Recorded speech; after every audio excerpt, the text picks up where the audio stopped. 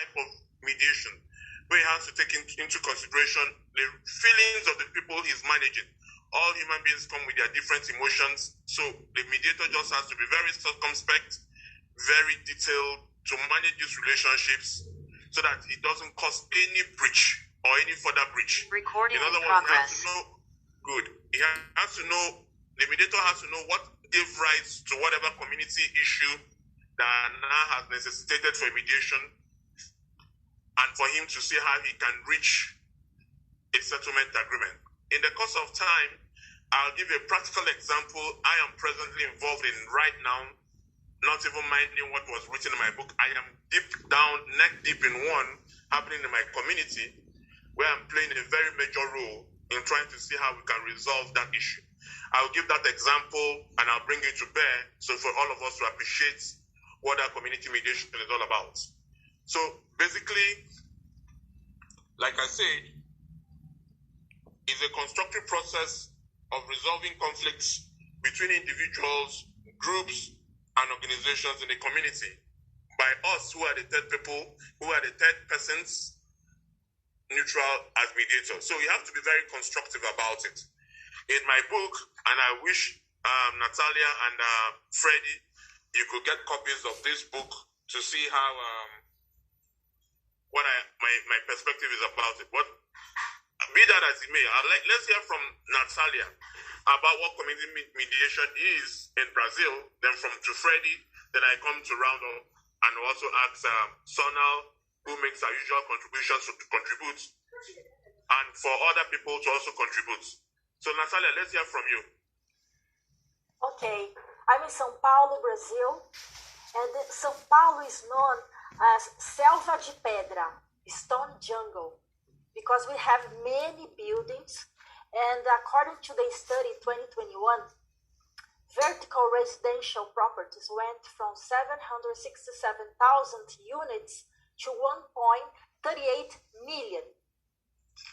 So Professor Capanema said that we all need to understand that living in a condominium requires renunciation and an understanding mainly of the fact that collective interests must be above personal interests. So the word condominium indicates the ownership of more than one person at the same time of a certain good or parts of a good. And condominium are true industries of conflict production, of disagreements between individual interests versus collective interests, assuming that this housing model is already established in our society, which is a market that generates foreign exchange, employment, with great financial impact on various economic segments, condominiums, small companies, each with a different profile, be it the economic profile of the residents, cultural and regional profile, among other situations, need a more effective way to guarantee the maintenance of misunderstandings and problems generated in these environments. So why think about condominium mediation? So conflict mediation is a reality in my country, being provided for the new Code of Civil Procedure, and they have its own legislation, Law 13,140, 2015. As in other contexts, condominium mediations is also today a very advantageous option for condominium issues. And not only condominium mediation itself, but its tools can also be of a great value to condominium administrators, professional or organic syndics, or any interested owner. It's possible to think about mapping the specific issues of each condominium and plan actions to resolve conflicts, from listening and referring questions to restorative mediations in case where there is some damage repair. The assemblies can also be planned in order to guarantee the democratic participation of the condominium members with respect, time management, organization of the lawsuits and teams. The big team in living spaces is usually communication, and there are many ways to improve communication. Make it more effective, inviting people to interact in a more peaceful and respectful way. And a survey carried out by the Brazilian Association of Property Administrators estimates that the number of complaints between neighbors has tripled since March 2020, when the period of social isolation began. This is because these are places of intense coexistence, which bring us great challenges. And there are all kinds of complaints. One of the main ones related to the noise caused by the residents. The ability to know how to live together has never been so necessary within our homes and communities. The greater coexistence in certain environments imposed in a surprising way in these times of crisis and pandemic has opened up and exposed several situations and problems that before seemed of lesser expression. If the issue to be resolved is noise, the core of the problem may not be limited to this issue alone, but may involve factors such as lifestyle, habits, cultural differences, children, work at home, among many others. So the mediator, impartial and properly trained, is able to analyze the environment and access the determining factors, helping to create a favorable scenario of the construction of solutions. Over the years, mediation has established itself as a method capable of bringing countless advantages to those who use it. One of the benefits in the effectiveness of the agreements that are made, since almost of them are fulfilled, because the people who are involved in the conflict participated in the construction of the solution, which generates commitment to implementation in a natural way, as well as the economy time, as problems can be resolved just one or a few mediation sessions, which last a few hours and cost savings, as it is usually known in advance the amounts that will be spent without surprises.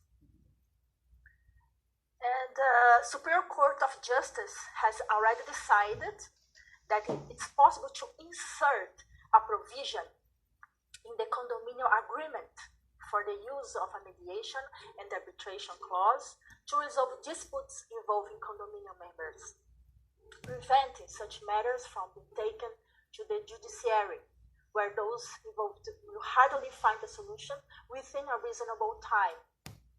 Promoting conflict brings benefits to all parts of the condominium ecosystem. I don't know if you Fred, you want to present, or if I continue.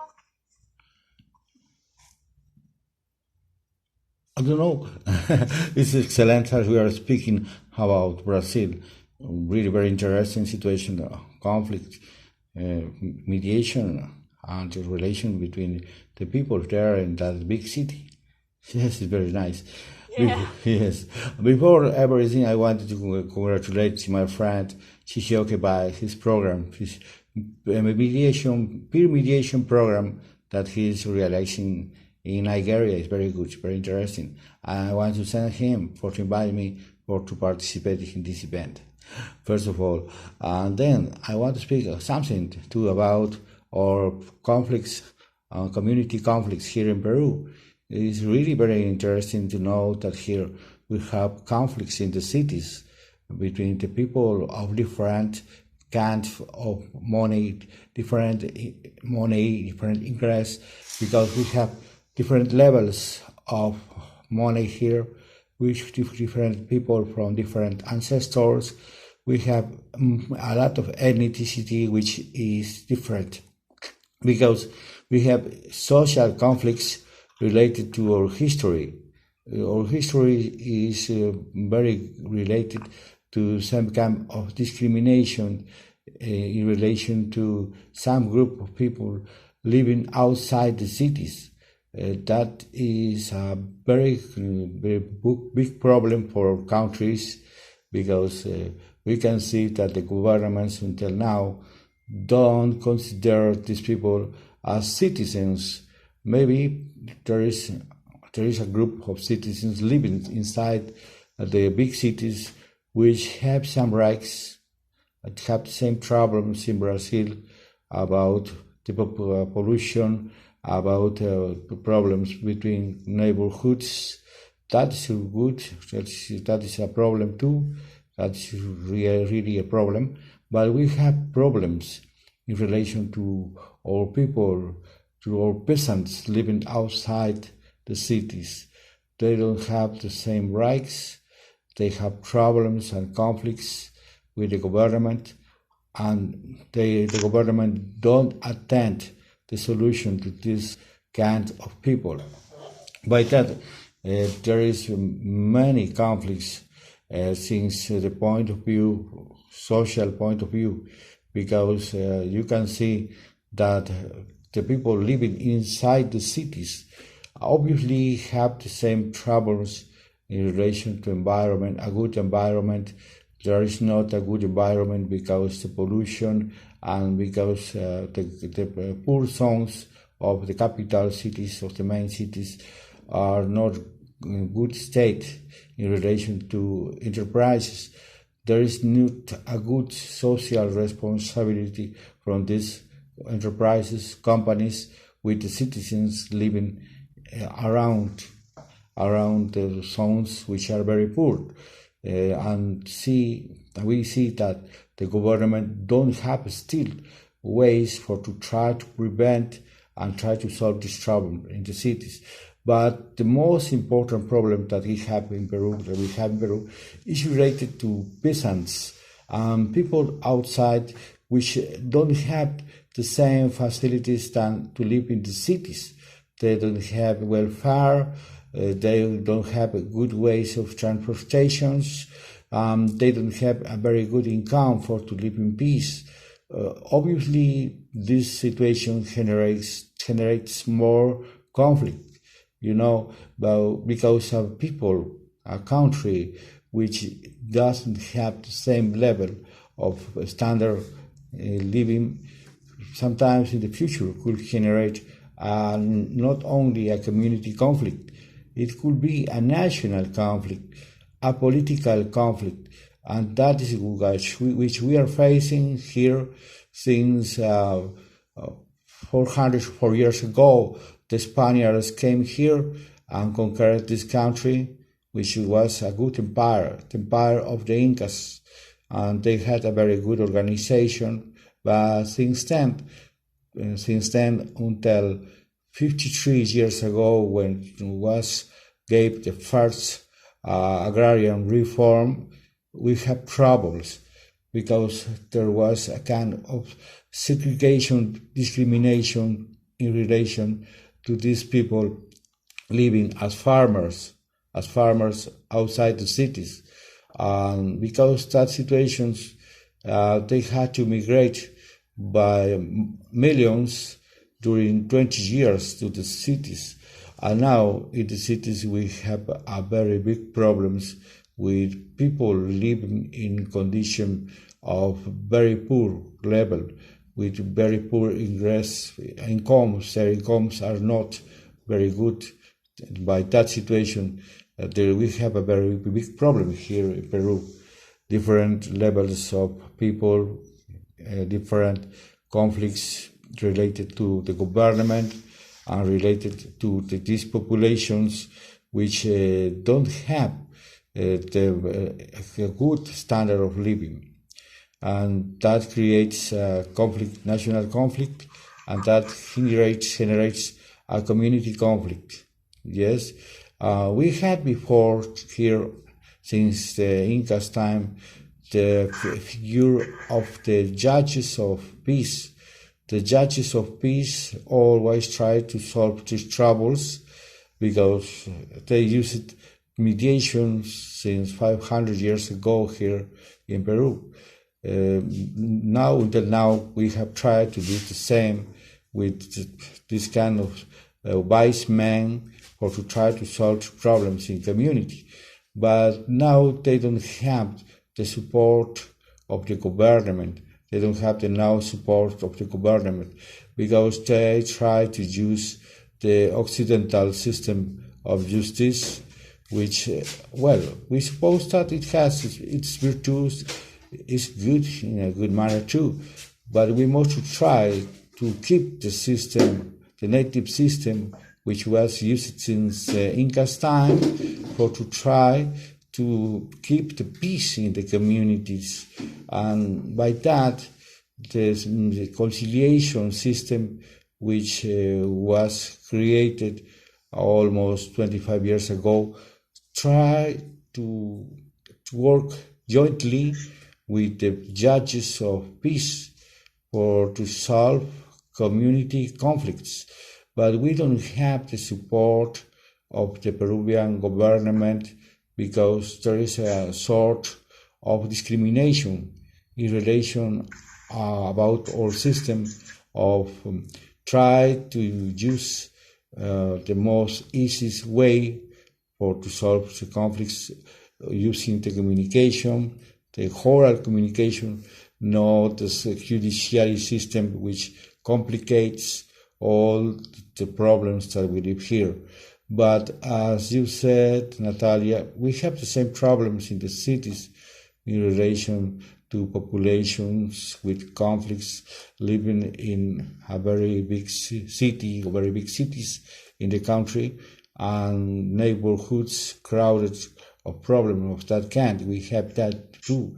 But the most important for us is that the government is not a government which gives us the same right to all the inhabitants of all the country with the same possibilities to try to develop our capacities, and that is sometimes a kind of very good conflict, because these conflicts related to discrimination between white and native Indians, white and people of African ancestors, generates a common conflict, interracial conflict, intergroups conflict that must be solved.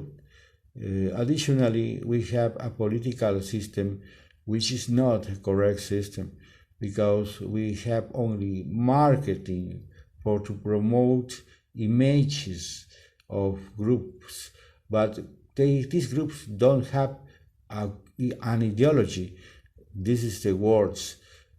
They only support these ideas in some kind of marketing, false marketing, because marketing means a good political product, means a service, means some kind of good actions. But we have in this country sometimes a lot of corruption between those people preaching on the welfare or the progress of the country, but really it only means for them and their families. And this problem is not from now only. It has more than 200 years since the time of the independence, call it independence. That has generated that in most of the cities we don't have the same levels of development. We have different levels of development. And still in those places where we have a lot of rich resources, as copper, gold, and other kind of mining, there is a level of poverty, a high level of poverty, and the children don't receive the welfare of the incomes that these zones are receiving from the companies from outside, and the government is not managing well the community problem in these zones. By that, we have some conflicts, very deep conflicts, and we had a time of war, inside war between 1980 and 1995 with the Shining Pass, because sometimes these people try to use the wish of the people for to be free, for to get more welfare, using this. Thank you, Freddie. Yes. Thank you so much, because there are a lot of community issues. If you keep going and going and going, we might not end this session today. But what I can notice, I'm in Nigeria, you're in Peru, Yes. Natalia is in Brazil, Insan is in Malaysia, Sonal is in India. From our discussion today, we have at the forefront noise in the neighborhood. We have also racial discrimination.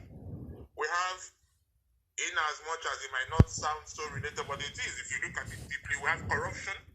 You highlighted the issue of corruption. That is, I've mentioned three.